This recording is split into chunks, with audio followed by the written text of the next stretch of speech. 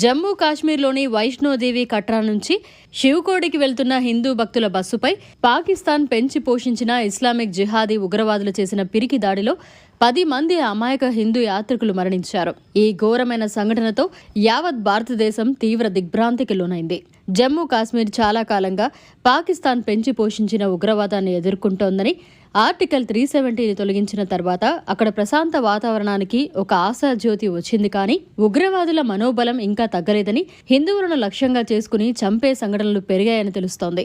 మరణించిన హిందూ యాత్రికులకు నివాళులర్పిస్తూ ఈ దారుణమైన చర్యపై తీవ్ర ఆగ్రహం వ్యక్తం చేసింది. ఇటువంటి కార్యకలాపాలను పూర్తిగా నియంత్రించడానికి నిర్ణయాత్మక మరియు కఠినమైన చర్యలు తీసుకోవాలని కేంద్ర ప్రభుత్వాన్ని ఆదేశించాలని జిల్లా కలెక్టర్ ద్వారా భారత రాష్ట్రపతిని అభ్యర్థిస్తున్నామని, మరియు అటువంటి అంశాలను ప్రోత్సహించే అంతర్గత మరియు విదేశీ సంస్థల పట్ల కూడా కఠినంగా మరియు తగిన విధంగా వ్యవహరించాలని అభ్యర్థిస్తున్నట్లు తెలియజేశారు. ఆలయ భక్తులపై ఉగ్రదాడి జరిగింది. మీరు ఎప్పుడైనా గమనించండి, మక్కాకు వెళ్లే వారిపైన కానీ, జెరూసలేంకు వెళ్లే వారిపైన కానీ ఏ రోజైనా ఒక్క ఉగ్రదాడైనా జరిగిందా? ఎందుకు హిందువులపైనే దాడి జరుగుతుంది? భారతదేశంలో సర్వమత సమానత్వం కోసం నిరంతరం పోరాడటం జరుగుతున్నా కూడా ఈ యొక్క వివక్ష అంటే ఉగ్రవాదులు హిందువులనే టార్గెట్ చేస్తున్నారు, భారతీయులను కాదు. ఇది అందరం గమనించాలి. కాబట్టి పెద్దలు ఎవరు అన్నారు పూర్వం కాంగ్రెస్ నాయకులు, హిందూ ఉగ్రవాదం అని. ఎక్కడుందండి హిందూ ఉగ్రవాదం? ఈ రోజున వైష్ణోదేవి ఆలయానికి వెళుతున్న హిందూ భక్తులపై ఉగ్రదాడి జరిగింది. ఒక చిన్న పిల్లవాడు కూడా చనిపోయాడు. దీన్ని ఎవరూ ఖండించడం లేదు. దేశంలో ఉన్న అనేక మంది సెలబ్రిటీలు వీళ్ళందరూ కూడా ఎవ్వరు కూడా కనీసం ఒక స్టేట్మెంట్ ఇచ్చిన పాపాన పోలేదు. అయితే ఎక్కడో ఇజ్రాయెల్లో జరిగిన హమాస్ పై జరిగిన దాడుల గురించి రకరకాల స్టేట్మెంట్లు ఇస్తున్నారు. ఇది ఏ రకంగానూ కూడా ఆక్షేపణీయంగా ఉన్నది. కాబట్టి దయచేసి అందరూ గమనించాలి.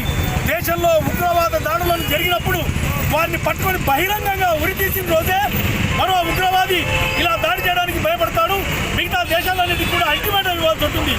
దీని పక్కన ఉన్న మన చుట్టూ ఉన్న దేశాలన్నిటికీ కూడా నేరుగా కేంద్ర ప్రభుత్వం వైపు నుంచి ఒక హెచ్చరిక వెళ్ళాలి. ఆ హెచ్చరిక దేశంలో ఎవరైనా ఎటువంటి ఉగ్రవాద చర్యకు పాల్పడితే నేరుగా ఆ దేశంపైనే సైనిక చర్య చేపడతామని చెప్పి రాష్ట్రపతి వైపు నుంచి ఆ చర్యకు వెళ్ళాలని చెప్పి మేమంతా కోరుతున్నాం.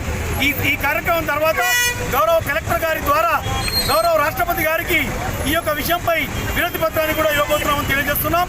విశ్వ హిందూ పరిషత్ కర్నూలు జిల్లా కార్యదర్శి మాణిగి భానుప్రకాష్.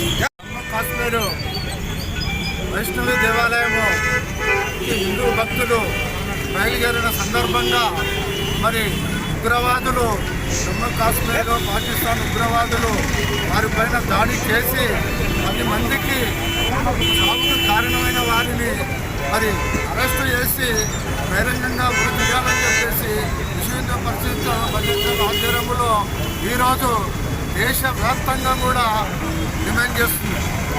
కాబట్టి మరి పాకిస్తాను మూర్ఖులు ఈరోజు భారతదేశం దయాదాక్షిణాల పైన భారతదేశం భిక్ష పెడితే ఈరోజు బతికే పరిస్థితిలో ఉన్నారు.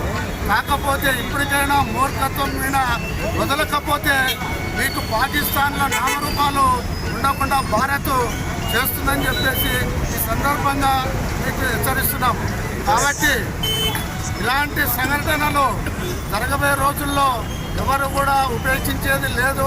కాబట్టి దయచేసి హిందువుల జోలికి ఎప్పుడైనా కానీ కూడా మీరు రావాలంటే మీరు ఒక 4 అడుగులు వెనక నుండి చూసి ముందుకు రావాల్సిన పరిస్థితి ఉంటుంది.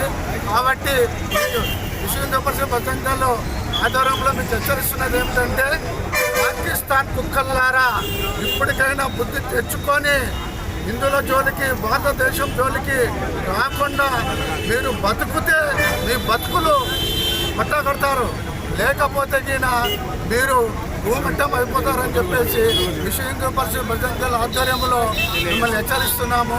జై శ్రీరామ్. మరిన్ని అప్డేట్స్ కోసం మన HN9 టీవీ ఛానల్ ని సబ్స్క్రైబ్ చేసుకోండి.